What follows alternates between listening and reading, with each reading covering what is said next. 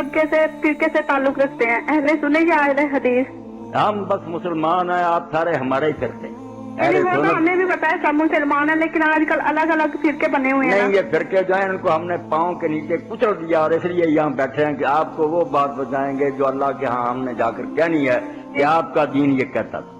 हम नहीं जानते, जान माज के बगैर कहीं नमाज इसलिए मेरी बहन कोई अहले हदीस बुरा मनाए, कोई अहले सुन्नत मनाए, कोई शिया मनाए, कोई दूसरा, हमें इसकी कोई परवाह नहीं। हम अल्लाह को राजी करना चाहते हैं। आप हमारी बात परख सकते हैं, उसका हवाला चाहिए, किताबें दे देंगे।